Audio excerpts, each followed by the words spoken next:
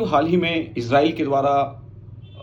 Iran के ऊपर आक्रमण किया गया मिसाइल के माध्यम से, और इसमें बैक प्लेयर के रूप में अमेरिका की बहुत बड़ी भूमिका देखी जा रही है। हालांकि ये अमेरिका के द्वारा किया गया प्रत्यक्ष आक्रमण नहीं है। बीइंग अ यूपीएससी एस्पिरेंट या विभिन्न प्रतियोगी परीक्षाओं की तैयारी करने के लिए हमें ईरान और इजराइल के बीच हुए इस युद्ध में, या विशेष रूप से इस द्विपक्षीय युद्ध में, जिसमें अमेरिका स्टेट एक्टर की तो नहीं किंतु नॉन स्टेट एक्टर की भूमिका निभा रहा है, तो इससे हम क्या देख सकते हैं या इससे हम क्या सीख सकते हैं। सबसे पहली बात तो युद्ध के पीछे की जो सबसे बड़ी वजह है वह है ईरान का नाभिकीय कार्यक्रम, जो कि हम जानते ही हैं कि ईरान के न्यूक्लियर प्रोग्राम से अमेरिका को शुरू से ही बहुत दिक्कत रही है। 2005-6 के समय पर भी जो इंडो ईरान बायलैटरल रिलेशनशिप, यानी कि भारत ईरान द्विपक्षीय संबंध जो शुरू से पढ़ते आ रहे हैं, उनको ये बात पता भी होगी, जो इवन यूपीएससी की प्रिपरेशन जो 5-6 साल या उससे पहले से कर रहे होंगे, कि ईरान जब 2005-6 में जब उसने अपने परमाणु कार्यक्रम का ऐलान किया था, तब अमेरिका ने घोषणा की थी कि कोई भी देश ईरान से पेट्रोल नहीं खरीदेगा। भारत ने तब नहीं माना। अमेरिका के कहने पर भारत ने अमेरिका की धमकी के बाद भी भारत ने ईरान से पेट्रोल अपना जारी रखा। भारत एक संप्रभु राष्ट्र है और ऐसा कर सकता है। दूसरा, ईरान ने अमेरिका ने ये धमकी दी कि जब देखा कि भारत नहीं मान रहा है, या भारत जैसे और भी कई देश नहीं मान रहे ईरान से वे पेट्रोल खरीदते आ रहे हैं, तो अमेरिका ने ये घोषणा की कि कोई भी देश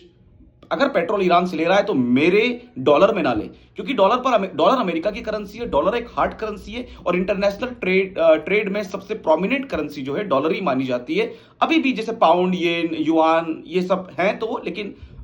डॉलर अभी वैश्विक स्तर पर सर्वाधिक स्वीकार्य मुद्रा मानी जाती है। तो ऐसे में अमेरिका के द्वारा ये बोला गया कि भारत मेरे डॉलर का यूज नहीं करेगा। तो ईरान उस समय पहला देश बना था जिसने रुपये में पेमेंट को एक्सेप्ट किया था। हम सभी जानते हैं कि वहां पर यूको बैंक की ही एक ब्रांच थी ईरान के अंदर।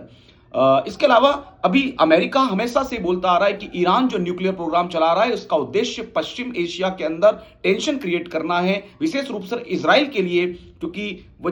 ईरान चाहता है कि ऐसे कोई भी देश जो इस्लाम के दुश्मन है उसको खत्म कर दिया जाए, और इजराइल को वो उस रूप में देखता है कि यहूदी एक्सट्रीमिस्ट, यहूदी और एंटी इस्लाम के रूप में देखता है। तो ये इजराइल के लिए ही नहीं बल्कि पश्चिम एशिया के लिए भी एक तनाव होता, ऐसा अमेरिका को लगता था। इसलिए अमेरिका ने शुरू से ही ईरान के नाभिकीय कार्यक्रम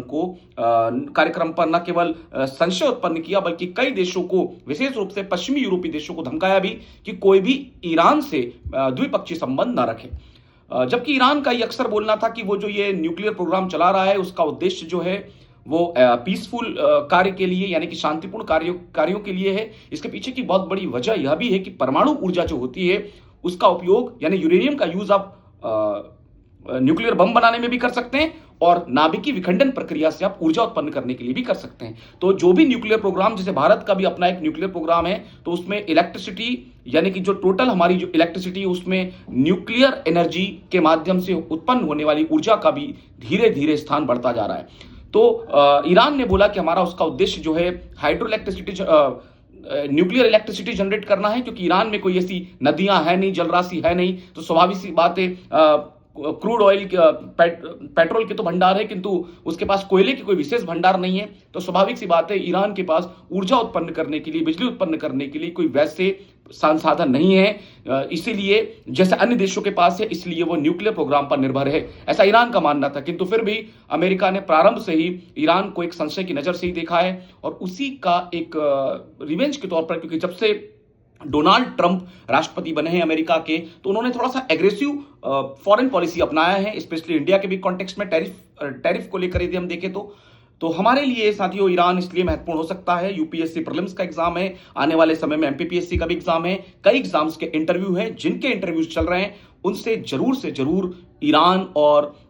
भारत के द्विपक्षीय संबंध या ईरान इजराइल वॉर पर क्वेश्चन पूछेंगे। तो प्रीलिम्स के पॉइंट ऑफ व्यू से तो जो हॉर्मुज स्ट्रेट है वो देख सकते हैं हम लोग, बंदर अब्बास पोर्ट देख सकते हैं हम, रेड सी देख सकते हैं हम, ईरान से लगने वाली देशों की सीमाएं वो देख सकते हैं हम, वो पेपर में आ सकता है, बिल्कुल आएगा, बल्कि ईरान से जुड़े हुए सीमाएं तो बिल्कुल आ सकती है। जब हार्ट ऑफ एशिया कॉन्फ्रेंस हुआ था अफगानिस्तान के कॉन्टेक्स्ट में, तब भी अफगानिस्तान से जुड़े हुए देशों के नाम यूपीएससी ने पूछे ही थे। तो आप ये समझ जाइए कि इस साल होने वाले यूपीएससी की सारी परीक्षाओं में ईरान बहुत ही की प्लेयर रहेगा। बल्कि इजराइल पर तो क्वेश्चन हमेशा आते रहते हैं। मेडिटेरियन सी और उससे लगे देश यूपीएससी के हमेशा फेवरेट रहे हैं। सो हमें केवल इतना ही जानना है, बाकी उसको किसी और पक्ष से जोड़कर नहीं देखना चाहिए being an aspirant. Thank you so much.